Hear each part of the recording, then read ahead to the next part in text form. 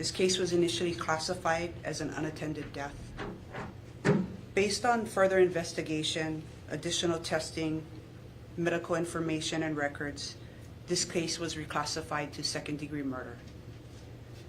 I will be presenting some of the information that can be shared at this time. Please know that some of this information will be disturbing and graphic. On the morning of Thursday, January 18th, District 2 patrol officers responded to a home on Carson Drive in Wahiawa. The call was for a co-response with emergency medical services and the Honolulu Fire Department, stating that a defibrillator was needed for a 10-year-old female. When officers arrived, they were informed that the child had been found cold and stiff. At the time, officers observed that she had significant injuries and bruising on her body and appeared emaciated. This child was identified by family members as Gianna Bradley.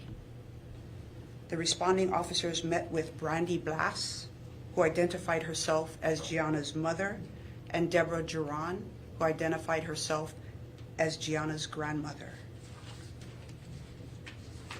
They told officers that they last saw Gianna at approximately 7:30 p.m. on Wednesday, the night before, when she went into her bedroom after eating dinner.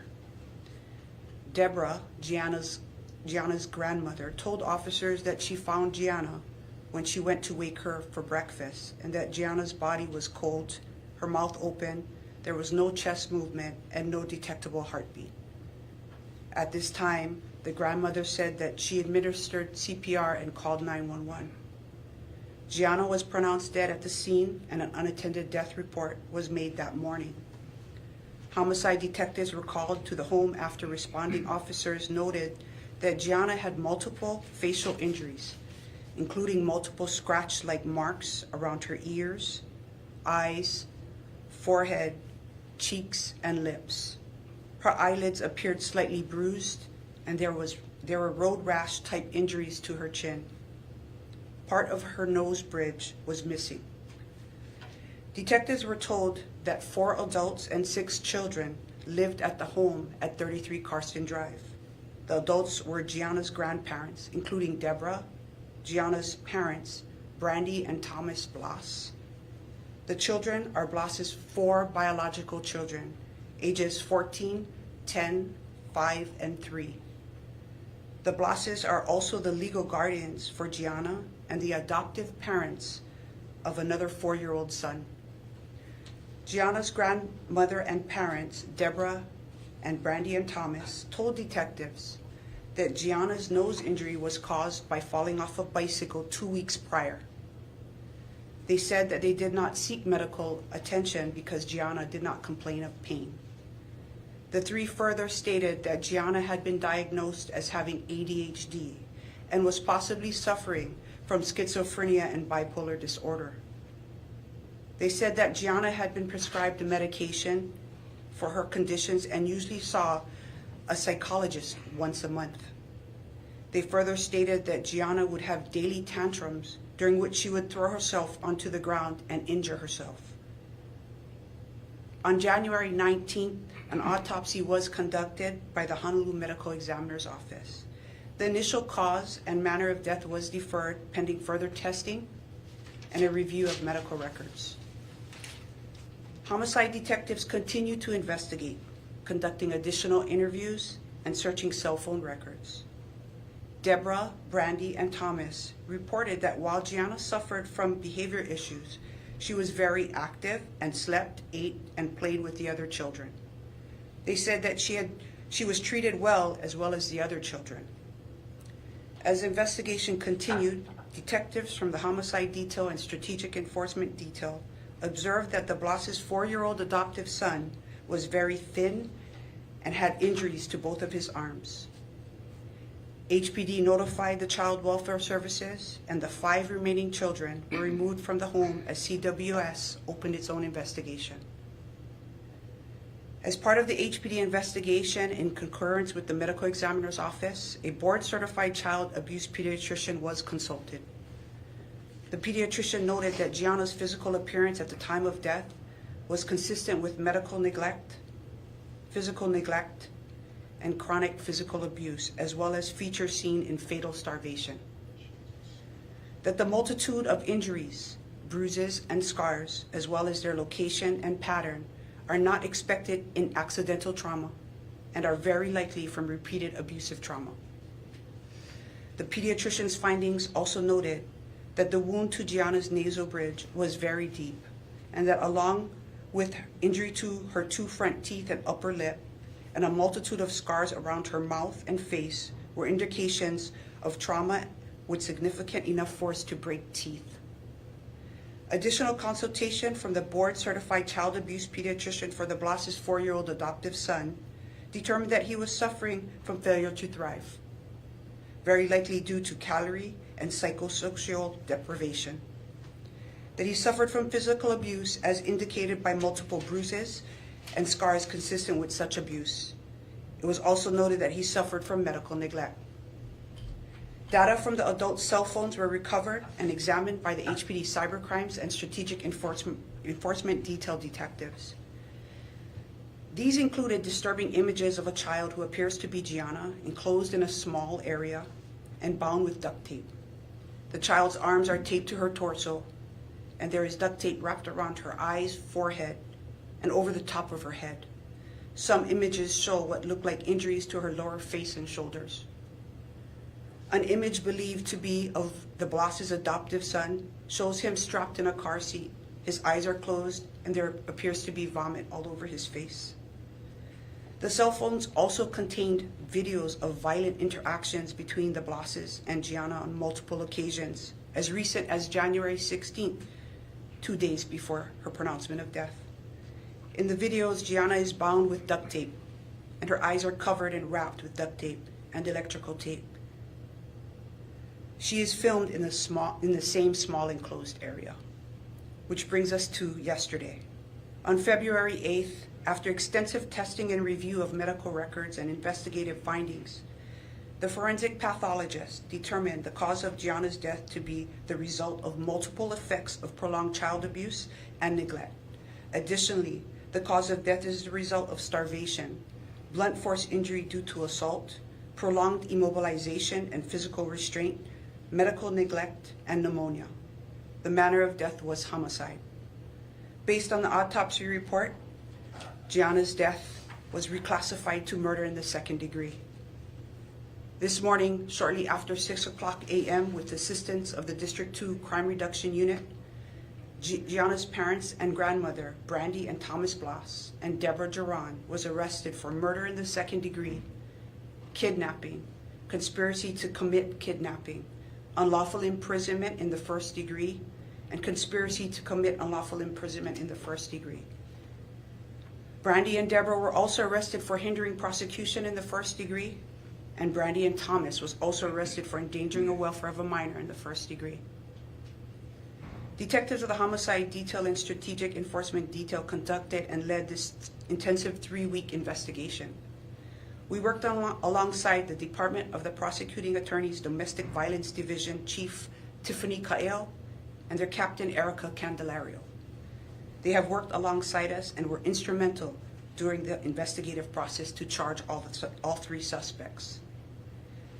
During the course of the investigation, we requested and received assistance from numerous divisions within the Honolulu Police Department, including the Scientific Investigative Section, Trace Unit, Crime Scene Unit, and the DNA Unit, the Cyber Crimes Unit, Crime Analysis Unit, Specialized Services Division K-9 Unit, and the District 2 Crime Reduction Unit. We want to recognize the Emergency Medical Services, Honolulu Fire Department, and the Department of the Medical Examiner's Office. Along with the Honolulu Police Department, these agencies have always put Gianna first. On behalf of the HPD CID, Homicide and Strategic Enforcement Detail, I want to thank everyone for their assistance. Their cooperative efforts from everyone involved brought us to where we are today. Please keep in mind the investigation is ongoing, and some information may not be released at this time as it may hurt the integrity of the investigation. I can answer some questions. Do you know how long Gianna was in the custody of the Blasses? Since they had her for 8 years, so approximately when she was 2 or 3. Do you know how long the abuse had been going on? That's part of the investigation right now. Anybody have anything? The adopted 4-year-old, how long did they have him? That, I believe they had him when he was about 18 months, but that's still under investigation. I don't have the exact date, but it was when he was young. You said she was held in a small area. Was it in an enclosure? Was she in a cage, a box, was it a room? Our investigation determined, and it was in an enclosed porch area. She was kept in a porch area. Yeah. Was she allowed, did she go to school? I mean, The last that we know that she was taken out of school in October of 2022. 2022? Yes. To clarify, there were 4 biological kids and 2 adopted, One is adopted. They were legal guardians over Gianna. and then 4 biological kids. Yes. Did anyone report this to Child Welfare Services or the adoption agency that provided these 2 kids to these people? I mean, did anyone report either Gianna or the 4-year-old to them? I would defer it to them. And they're not gonna tell us, so, okay, all right. Yeah. Okay, got it, thank you. What about the other 4 kids in the house? Where are they now, and did they show signs of abuse? CWS took custody of them. The other 4 biological children did not show signs of abuse. So were these foster kids or adopted kids or?